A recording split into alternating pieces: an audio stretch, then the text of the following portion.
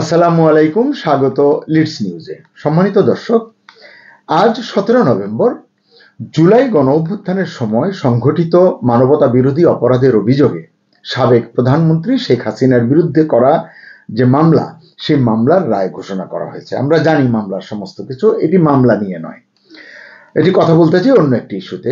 আজকেই কিছু যুবক স্বাধীনতার স্মৃতিস্মারক এবং বঙ্গবন্ধুর স্মৃতি ঘেরা ধানমন্ডি 32 নম্বরের ঐতিহাসিক বর্তমানে যেটি পরিত্যক্ত এই স্থাপনাটি বা এই ভাঙা বাড়িটি সম্পূর্ণ নিশ্চিহ্ন করার উদ্দেশ্যে বুলডোজার নিয়ে সেখানে গিয়ে হাজির হয়েছিল। কিন্তু মজার বিষয় হলো, আজকে পুলিশ তাদের 32 নম্বরের বাড়ির ভিতরে ঢুকতে দেয়নি। এটি অবাক করা বিষয়। পুলিশের সঙ্গে সেনাবাহিনীর একদল সদস্য উত্তেজিত এই আগ্রাসী কথিত ছাত্র জনতাকে রুখে দিয়েছে। এই ঘটনা আসলে অনেককেই অবাক করেছে, আমাকে তো করেছেই। কেন করেছে? আপনাদের নিশ্চয় মনে আছে 2024-এর 5 আগস্টের পর প্রথমবার ধানমন্ডি 32-এর এই বাড়িতে লুটপাট চালানো হয়, ব্যাপক লুটপাট, এবং অগ্নিসংযোগ করা হয়, বেশ ক্ষতি সাধন করা হয়। এরপর চলতি বছরের 5 ফেব্রুয়ারি মুখোশধারী একদল যুবক আবারও 32 নম্বরে ভাঙচুর চালায়, বুলডোজার নিয়ে গিয়ে ব্যাপক ধ্বংসযজ্ঞ চালায় এবং 3তলা বাড়িটিকে ভেঙে একেবারে গুড়িয়ে দেয়। সরকার, পুলিশ প্রশাসন বা সেনা প্রশাসন কোনো পক্ষই তখন এই বাড়িটি রক্ষায় কার্যকর কোনো পদক্ষেপ নেয়নি। 5 ফেব্রুয়ারির মধ্যরাত আমরা দেখেছি যে সেনাবাহিনীর কিছু সদস্য 32 নম্বরের বাড়িটির সামনে গিয়েছিলেন, উদ্দেশ্য অনেকটা এরকম যে এটি রক্ষা করবেন মবের হাত থেকে। কিন্তু উপস্থিত ছাত্র জনতার পরিচয়ে পরিচিত যে মব ছিল, তাদের ভুয়া ভুয়া স্লোগান শুনে সেখান থেকে এই সেনা সদস্যরা সরে গিয়েছিলেন। এটি নিয়ে অনেক প্রশ্ন, অনেক নিন্দা হয়েছে, আমরা জানি। সেই পুলিশ, সেই সেনাবাহিনী আজকে 32 নম্বরের ওই বাড়ি রক্ষায় হঠাৎ এতটা সিরিয়াস কেন? যদিও এই বাড়িতে আসলে এখন স্মৃতি ছাড়া ভাঙার মতো, ধ্বংস করার মতো আর কিছু অবশিষ্ট নেই। এই জন্যই কি সেনাবাহিনীর ওই সময়ের ভূমিকা নিয়ে এখনো কিন্তু সমালোচনা শোনা যায়। 5 আগস্টে পুরো দেশের দায়িত্ব নেওয়ার ঘোষণা দিয়েছিলেন সেনাপ্রধান জেনারেল ওয়াকারুজ্জামান। টেলিভিশনে তিনি বলেছিলেন, আমি দায়িত্ব নিচ্ছি, সব ঠিক হয়ে যাবে। কিন্তু তিনি সেনাপ্রধান জেনারেল ওয়াকার বা তার বাহিনী সেদিন গণভবনের সুরক্ষা নিশ্চিত করতে পারেননি।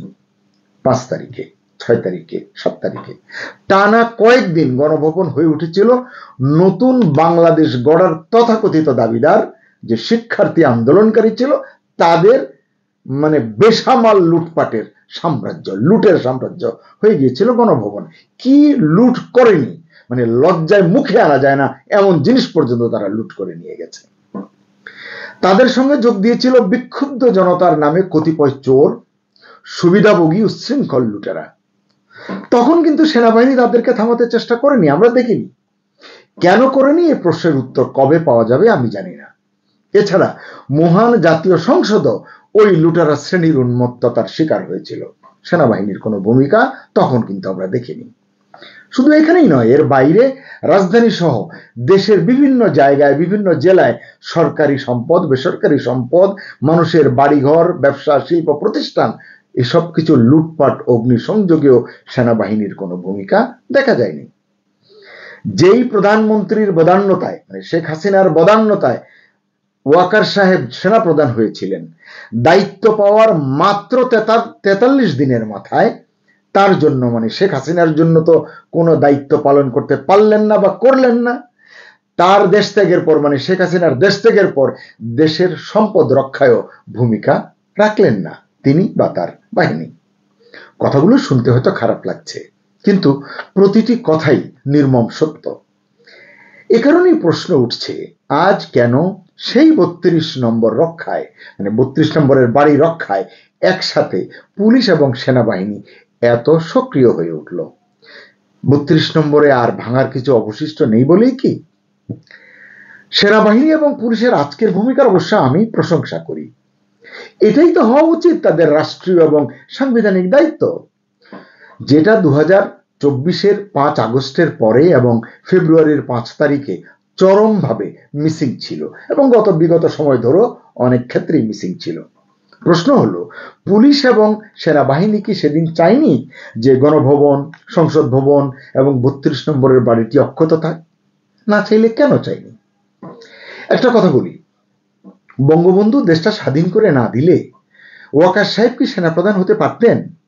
অন্য অনেক যারা অনেক বড় বড় পদে বসে আছেন তারা কি সেখানে পৌঁছাতে পারতেন? তাহলে ইতিহাস ঐতিহ্যের স্মারক এই বঙ্গবন্ধুর বাড়ি, রাষ্ট্রের সম্পদ গণভবন, রাষ্ট্রের সম্পদ সংসদ ভবন এবং অনেকের বাড়ি ও ব্যবসা প্রতিষ্ঠান, শিল্প প্রতিষ্ঠান রক্ষায় কেন কাজে লাগেনি জনগণের ট্যাক্সের টাকায় বেতন নেওয়া কর্মচারীরা? এই প্রশ্ন উচ্চারিত হতেই থাকবে যতদিন না এর সন্তোষজনক জবাব এদেশের মানুষ না পাবেন। আমার কথা কষ্ট না পেয়ে কিংবা রাগ না করে নিজেদের আমলনামার দিকে মনোযোগী হলে বিষয়টি অনুধাবন করা সহজ হবে বলে মনে করি। যাক, আজকের ঘটনাটা বলে শেষ করি। আজকে যখন শেখ হাসিনার বিরুদ্ধে আইসিটিতে রায় ঘোষণা করা হবে, সেদিন কেন ধানমন্ডি 32 নম্বরে আনা হলো দুটি বুলডোজার? কেন এখানে জড়ো হলো একদল কথিত যুবক ও জনতা? দুপুরের দিকে একদল যুবক স্লোগান দিতে দিতে বুলডোজার নিয়ে বঙ্গবন্ধুর বাড়িতে ঢোকার চেষ্টা করেছে, এটি আপনারা দেখেছেন ইতিমধ্যেই বিভিন্ন ক্লিপে, কিন্তু উপস্থিত পুলিশ সদস্য তাদের আটকে দিয়েছেন। এ সময় ধস্তাধস্তি হয়েছে, ধাওয়া পাল্টা দেওয়ার ঘটনা ঘটেছে।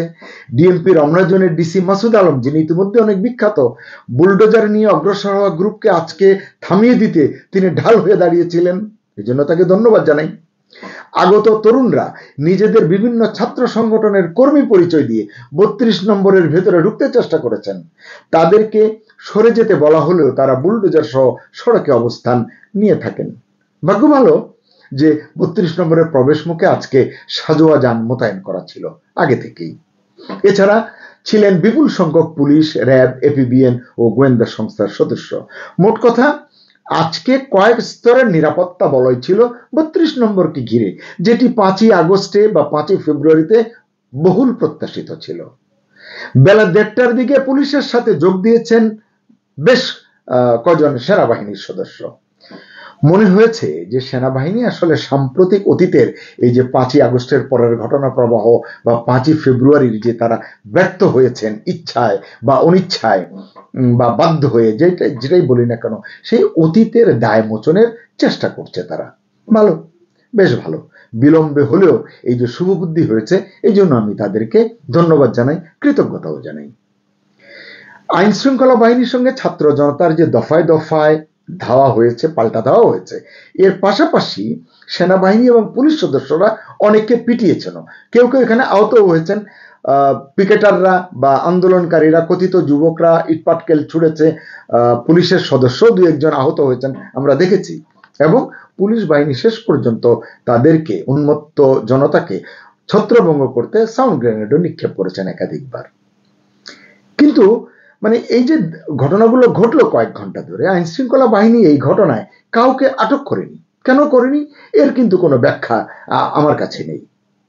তবে পরিস্থিতি নিয়ন্ত্রণে রাখতে পুলিশের পাশাপাশি সেনাবাহিনীর সদস্যরা যে মানব ঢাল হয়ে দাঁড়িয়েছিলেন আজকে, এটি সাধারণ মানুষরাও প্রশংসা করেছেন। আমাকে 2-1 জন বলেছেন যে তাদের এই ভূমিকাটি আরো অনেক আগে থেকেই প্রত্যাশিত ছিল। প্রত্যক্ষদর্শী যারা আজকে ওই এলাকায় ছিলেন তাদের কেউ কেউ জানিয়েছেন সেখানে, মানে 32 নম্বরের এই বাড়ির এখানে উপস্থিত উগ্রবাদীদের মধ্যে শিবির, এনসিপি সহ বিভিন্ন সংগঠনের নেতাকর্মীরা ছিলেন। এটি গণমাধ্যমেও এসেছে কোথাও কোথাও।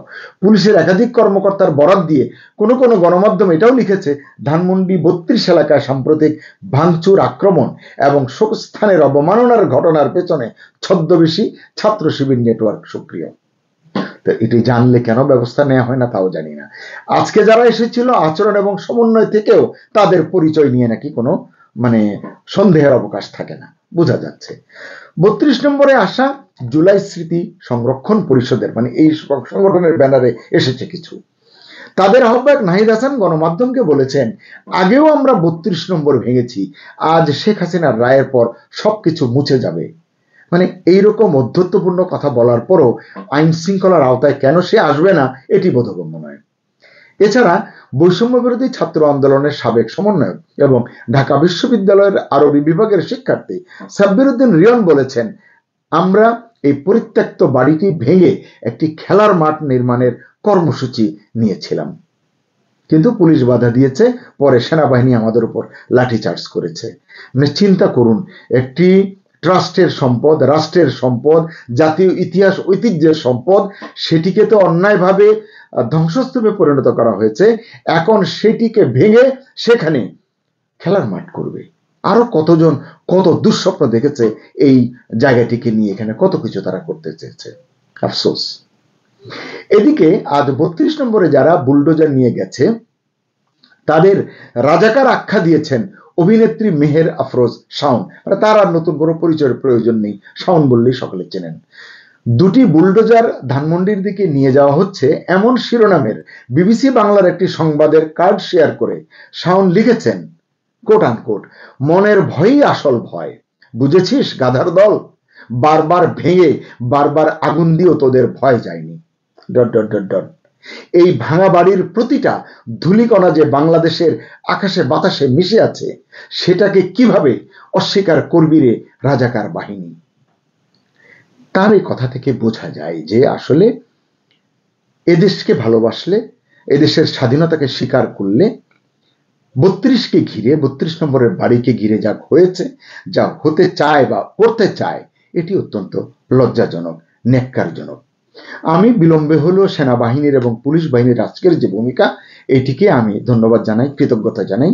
এবং শুধু এই দুটি সম্পদ নয়, দেশের যে কোনো সম্পদ রক্ষায়, ব্যক্তির সম্পদ হোক, বাড়ি হোক, কিংবা তার ব্যবসা প্রতিষ্ঠান হোক, শিল্প প্রতিষ্ঠান হোক, এগুলো রক্ষায় রাষ্ট্রের এই যে বাহিনী, যারা আগে বললাম যে জনগণের ট্যাক্সের পয়সা যাদের বেতন ভাতা হয়, যাদের রেশন চলে, তাদের কিন্তু নৈতিক দায়িত্ব, নীতিগত দায়িত্ব এগুলোকে সুরক্ষা দেয়া এবং এই জায়গায় কোনো ধরনের রাজনীতিকে প্রশ্রয় না দেয়া।